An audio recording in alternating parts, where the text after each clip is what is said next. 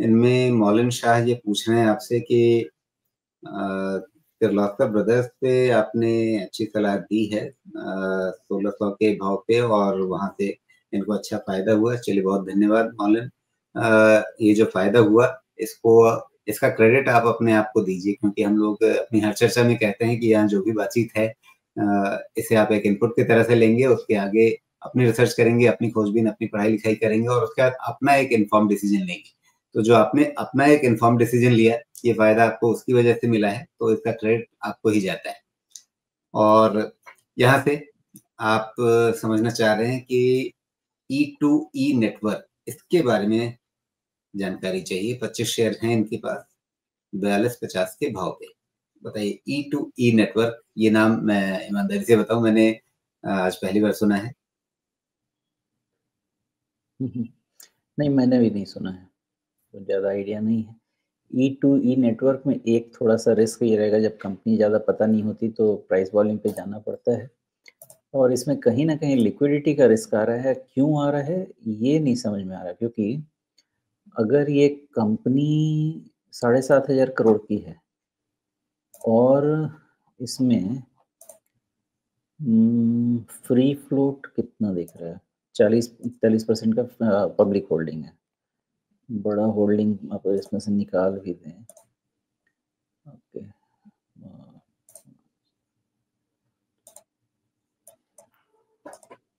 Okay, तो करीब करीब 70% के ऊपर तो लग रहा है कि ये बड़े हाथ में। 30% का लिक्विडिटी तो है, फिर भी मेरा अंदाजा नहीं लग रहा कि इतना इसमें सर्किट क्यों लग रहा है बार बार गिरने ऊपर के साथ, क्योंकि उतना लिक्विडिटी क्रंच होना तो नहीं चाहिए, डेली वॉल्यूम देखना पड़ेगा।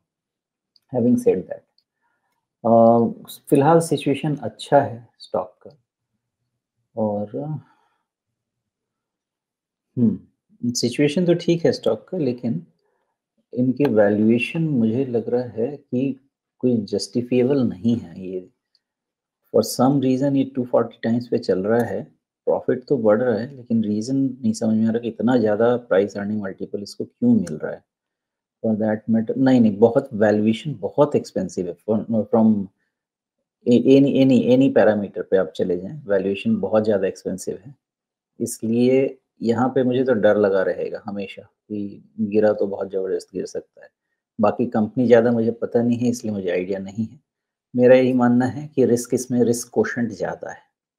अब जो सामने डेटा दिखता है उस पे चले आते हैं। डेटा यही दिखता है कि 5100 के आसपास एक टॉप बन चुका है। इस टॉप के बनने का मतलब ये होता है कि ज़्यादा चांसेस रहेंगे कि 50 डीएमए एक बार टेस्ट हो जाए, ऐसा चांस रहता है, और 50 डीएमए है करीब-करीब 3800 पे। तो उसका ध्यान रखिए, अगर नीचे लेवल पे मिलता है तब तो फिर एक बारी रिव्यू करते हैं, बट वैल्यूएशन कंपनी आइडिया नहीं है, इसलिए वैल्यूएशन जो इन आइसोलेशन दिखेगा उस पे ही बात करूँगा, और वो बहुत ही ऑब्सीन वैल्यूएशन है, बहुत ज़्यादा। इतना होना नहीं चाहिए, चाहे जितना भी इनका हाई आरओई बिज़नेस है उसके हिसाब से भी।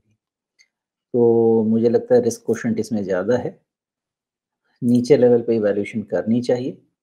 आप मुझे पूछेंगे तो मेबी सपोर्ट इसका अच्छा इमर्ज होना चाहिए, बहुत अच्छा वाला सपोर्ट तो 3000 के पहले नहीं है। इन बिटवीन एक सपोर्ट है, और वो सपोर्ट है 4100 का। ये बहुत मेजर डिफरेंस है। 4100 नहीं रहा तो फिर आपको इसमें 500 से 1000 पॉइंट का फॉल भी देखना पड़ सकता है। फिलहाल यही है कि रिस्क कोशेंट हाई है, कंपनी का वैल्यूएशन ज़्यादा लग रहा है, रन अप भी बहुत ज़्यादा हो गया है from 1400 to 5500, so risk quotient is high, उसका ध्यान रखें। 5000 के पहले इसमें मोमेंटम नहीं आएगा, कंसोलिडेशन में जाएगा। जी, समस्या ये है सोमेश कि ये सिर्फ सर्किट पे चढ़ता ही नहीं है, सर्किट पे उतरता भी है। तो जहां भी मामला होता है, भाई ठीक है, निवेशकों को कोई कंपनी बहुत पसंद आई, उन्होंने लगातार खरीदना शुरू किया, सर्किट पे सर्किट चलता चला गया, वो तो ठीक है। लेकिन सर्किट पे आप चलेंगे भी और सर्किट पे उतरेंगे भी, और उसके बाद फिर इस तरह से बेहिसाब बढ़त है।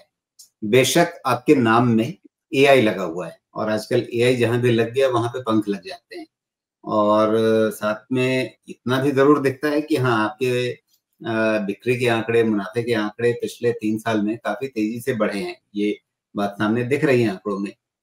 मुनाफे को ही लें तो लगभग 1 करोड़ का मुनाफा आपको जुलाई-सितंबर 2021 वाली तिमाही में था। इस बार जुलाई-सितंबर 2024 में 12 करोड़ पे पहुँचा हुआ है।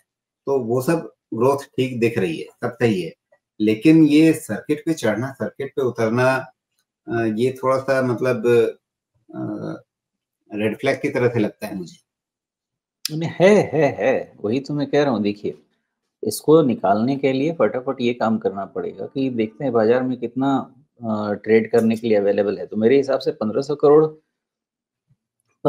तो आस-पास इसका अवेलेबल है ट्रेड करने के लिए। तो डेली वॉल्यूम के हिसाब से 1500 करोड़ रुपया का माल अगर अवेलेबल है आपके पास ट्रेड करने के लिए और वो भी रिटेल के पास, तो कोई दिक्कत तो नहीं लगती है मुझे लिक्विडिटी की, अनलेस कोई कंपनी में न्यूज़ आया हो और उसके बेसिस पे इतनी खरीदारी चले। तो फ्लोट उतना भी खराब नहीं है और ऐसा भी नहीं है कि 500 करोड़ की कंपनी है कि मैं बोलूँ कि 80% कॉर्नर्ड है, 20% मार्केट में है, तो भी आप बात कर रहे हैं बहुत छोटे से 10 करोड़ रुपए। उतना भी नहीं है, अच्छा खासा है फ्लोट इसके पास। उम, मेरे हिसाब से there is something which I am not able to figure out क्योंकि मुझे कंपनी नहीं पता। जो डेटा दिख रहा है उसमें कॉशन दिख रहा है, इतना ज़रूर बता सकता हूँ।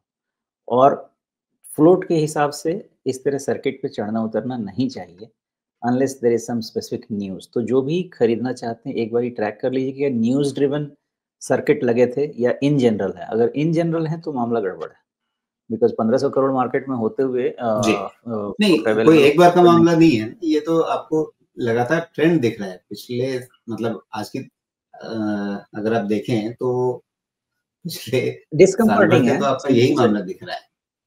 हाँ, हाँ, ये आप सर्किट पे डिस्कम्फर्ट है, चढ़े, बहुत सर्किट पे ज़्यादा। उतरे, ये कहानी तो मतलब हज़म नहीं हो रही। आपकी ग्रोथ हुँ, बहुत अच्छी है, बाज़ार आपको भाव दे रहा है, अच्छा वैल्यूएशन दे रहा है, सब कुछ ठीक है। लेकिन ये सर्किट पे चढ़ना-उतरना ये कहानी हज़म नहीं हो रही। मैं भी कह रहा हूँ कि ये रिस्क है, लेकिन इसमें कुछ नाम ऐसे-ऐसे लोगों के हैं कि कुछ सोचना पड़ेगा, कुछ तो हो रहा है इसके अंदर। आप इसमें नाम जब ढूँढेंगे, तो अच्छे-अच्छे लोगों जी। की होल्डिंग है इसमें। तो देयर इज़ समथिंग मेबी इन लोगों ने प्राइवेट इक्विटी पहले किया हो या अर्ली स्टेज इन्वेस्टमेंट किया हो, जो कि बाद में फिर लिस्ट हुई हो कंपनी, उसके बाद इनके होल्डिंग्स बने हों। कौन जाने कब किसने कितने पे लिया, वो तो आइडिया नहीं है। बट अगर मुझे अपने तरीके से देख के एनालाइज़ करके इन्वेस्ट करना है, तो इस लेवल पे करना सेफ मुझे नहीं लगेगा।